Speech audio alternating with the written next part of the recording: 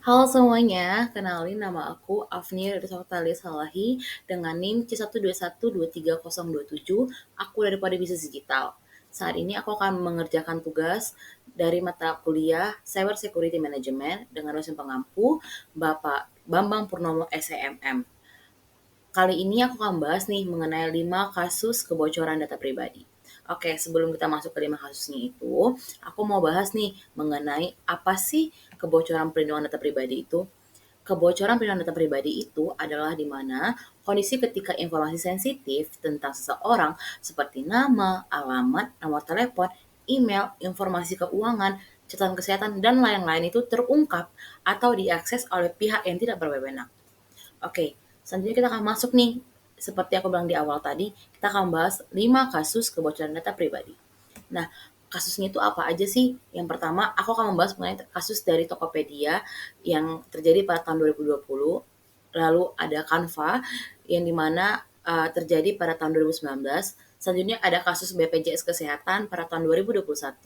Selanjutnya ada LinkedIn pada tahun 2021 dan juga Zoom pada tahun 2020. Yang pertama aku membahas mengenai Tokopedia. Pada Maret 2020, peretas berhasil mendapatkan akses yang tidak sah ke database-nya Tokopedia. Mereka juga mencuri data sekitar 91 juta akun pengguna dan 7 data merchant. Data yang bocor, informasi yang dicuri termasuk dari nama pengguna, alamat email, nomor telepon, tanggal lahir, jenis kelamin, dan password yang sudah dienkripsi atau diacak. Yang dimana meskipun password dienkripsi tetap ada resiko bisa dipecahkan. Terus dampaknya apa sih? Pengguna berpotensi menerima spam atau phishing atau upaya penipuan untuk mendapatkan informasi pribadi atau akun mereka diambil alih jika passwordnya berhasil dipecahkan. Tokopedia meminta pengguna untuk mengganti sandi dan mengaktifkan fitur keamanan tambahan seperti OTP atau one time password. Oke, kita move ke kasus selanjutnya yaitu Canva tahun 2019. Pada tahun 2019 pada bulan Mei, platform desain grafis populer yaitu Canva mengumumkan bahwa mereka mengalami pelanggaran keamanan yang mempengaruhi sekitar 139 juta pengguna. Informasi yang bocor termasuk nama pengguna, alamat email, password yang sudah di-hash atau diacak.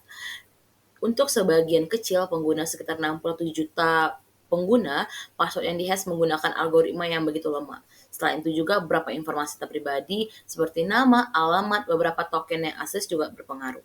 Terus dampaknya apa ya? Pertama, pengguna berisiko akun mereka dibobol. Terutama mereka yang menggunakan password yang sama di berbagai layanan. Mereka juga berpotensi menjadi target spam dan phishing. Canva mengambil langkah-langkah untuk memberitahu pengguna yang terpengaruh dan meminta mereka untuk mengganti passwordnya. Kasus ketiga ada pada BPJS Kesehatan. Kasus ini terjadi pada tahun Mei 2021. Munculnya laporan berbagai data user sekitar 279 juta peserta BPJS Kesehatan bocor dan diperjualbelikan di forum peretas. Data yang bocor itu apa? Informasi yang diduga bocor termasuk ada NIK atau nomor induk kependudukan, nomor kartu keluarga atau KK, nama lengkap, alamat, tanggal lahir, nomor telepon, alamat email, hingga gaji peserta. Terus dampaknya apa? Jika data ini benar-benar bocor dan jatuh ke tangan orang yang salah, peserta BPJS Kesehatan berisiko menjadi korban penipuan, pencurian identitas, atau penyalahgunaan informasi pribadi lainnya. Pemerintah melakukan investigasi dan berupaya untuk memitigasi risiko. Yang keempat, kita akan membahas mengenai LinkedIn. Kasus ini terjadi pada tahun 2021 di bulan April, dilaporkan bahwa data sekitar 500 juta pengguna LinkedIn dijual secara daring. Meskipun LinkedIn menyatakan bahwa ini adalah agregasi data dari berbagai situs web dan perusahaan, bukan akibat dari sistem, mereka juga banyak melakukan klaim ini. Lalu data yang bocor tuh apa sih? Nah, informasi yang bocor termasuk ID LinkedIn, terus juga ada nama lengkap, terus juga ada informasi tempat kita bekerja, riwayat pekerjaan, dan tautan ke profil media sosial lainnya. Dan bahkan ada informasi nih mengenai tentang gaji mereka. Terus dampaknya apa ya? Oke, pengguna berisiko menerima spam dan upaya phishing yang ditargetkan nih berdasarkan informasi pekerjaan mereka dan potensi mencurigakan, atau juga bisa jadi potensi mencuri identitas mereka. Kebocoran ini juga menyoroti resiko mengumpulkan dan menyimpan data dalam jumlah besar, bahkan jika itu dianggap secara publik. Masuk kita ke pembahasan terakhir yaitu Zoom. Nah, kasus ini tuh terjadi pada tahun 2020 selama lonjakan pengguna platform konversi video yang di awal pandemi COVID-19 pada tahun 2020, berbagai masalah privasi dan keamanan itu terus muncul. Salah satunya adalah fenomena Zoom bombing atau penyusup yang tidak diundang masuk ke dalam rapat dan mengganggu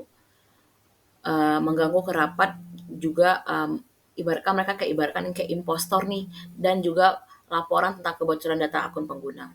Ini tuh juga lumayan populer ya kasusnya pada tahun 2020 karena saat itu kan kita masih COVID-COVID-nya ya teman-teman ya, yang dimana kita mengandalkan Zoom sebagai platform untuk kita beraktivitas seperti bersekolah, kuliah, bekerja, dan sebagainya. Jadi ada pada kasus Zoom bombing itu juga lumayan berpengaruh nih pada kita, pada saat ada kasus itu. Banyak orang yang trust issue untuk menggunakan Zoom karena takut bahkan ada namanya, penyusup ataupun juga impostor pada saat Zoom. Oke, data yang bocor tuh apa aja sih?